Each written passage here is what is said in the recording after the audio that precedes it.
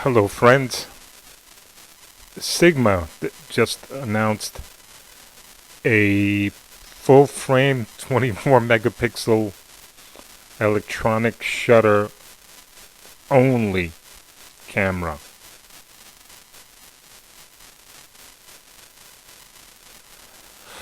There's a video that they put out. um, I think this is pretty big news because it looks like it's a video centric camera, and this is what it's competing against. Let me move this out of the way. Maybe I can't. Right here. Yeah. For a sports broadcast by NBC using six Samsung camera phones on 5G. I didn't watch the game. I don't know how it looks, but this is why camera sales are down. This is it. This is why camera sales are down. So um, I think Sigma actually has the best response. Am I recommending it? I can't say because they haven't come out with the most important specification, which is price. But everything else about this camera sounds pretty very exciting. It's got this is a heat sink, and immediately it's got 100 lenses that it can attach to, and it's based on the L mount Alliance, which is something that is announced by when Panasonic came out with their S1. They announced an L mount alliance between themselves, Sigma, and Leica. So yeah, let's watch this.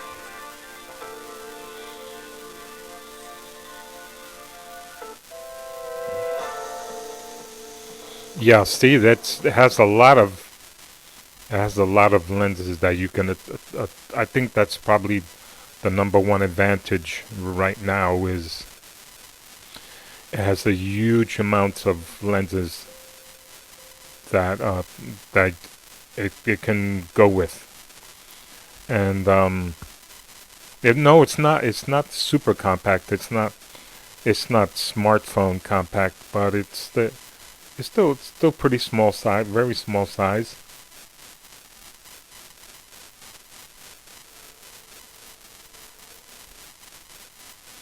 Yeah, and just repeating it, there's no mechanical shutter. It's only electronic, and I think there's some other YouTube channels for the specs, but the important one that I got is that it does 12-bit RAW, but that has to be connected to an solid state device. That really shouldn't be a problem anymore because solid SSDs are super common and the prices are falling a lot. So I can imagine attaching this to, if you're recording RAW, maybe a portable NVMe SSD that you put together yourself. And wow, yeah. So let's just go through. Nope, that's too fast.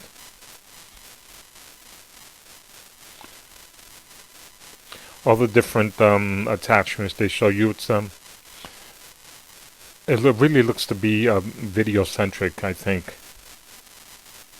Although you can use it as with 24 megapixels, that should take some, I mean, it should take great pictures. Almost all the newest cameras take very good pictures now. It's none of them are terrible from what I've heard and seen.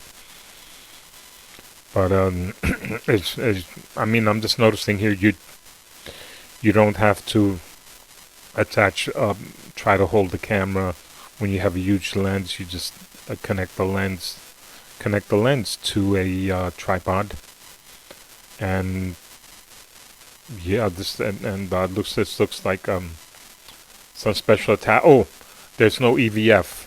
It's a 3.2 inch LCD screen in the back. So if you want, it looks like if you want, to an eyepiece, then that's a special attachment, which is fine. Which is fine. I think that's fine. Like I said, this is competing with smartphones, and from what I've seen, I mean, with you can't attach any great lenses to a smartphone, and this one, I think this is the main advantage that they're pushing on this, is you can do a lot with this camera.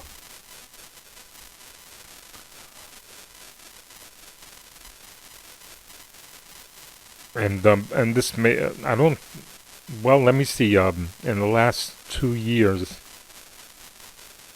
there was a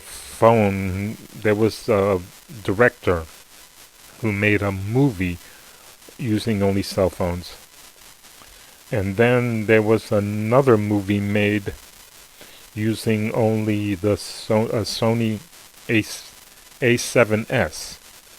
Was another movie. I think that was one of those two movies. Unsane and some I can't forget the movie made. I can't remember the movie made with the Sony. But this is definitely moving into that market. They want you to try this camera and not use and consider this camera instead of the Sony or cell phone. And I think if it comes in at a nice price, like $900 or less,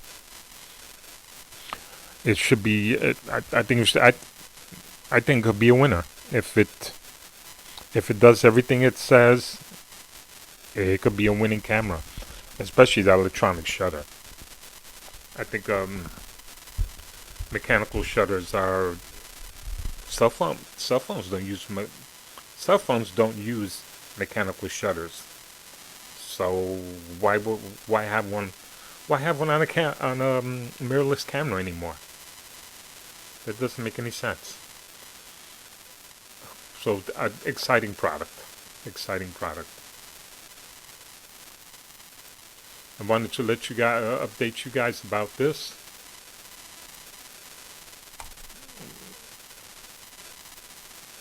And sorry it's taken so long, but yeah, take care.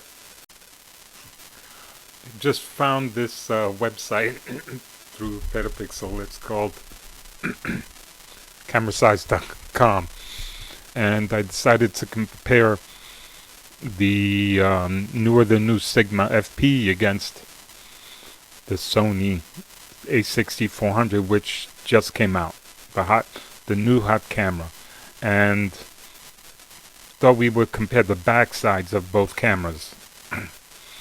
Unfortunately, I can't make this any bigger.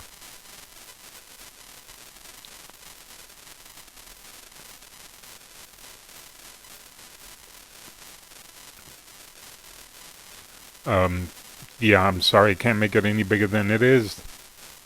You can tell. They've a lot of screen here, and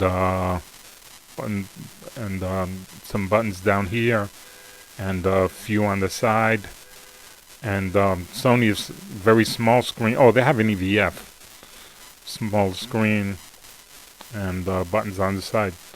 So, wow. I mean, if you're used to a smartphone and you want to upgrade to a camera that has a huge lens selection, and I'm assuming there's going to be L mount adapters, so you can use this camera with just about any lens out there. There must be L mount adapters, right? If they're not, there isn't any L mount adapters.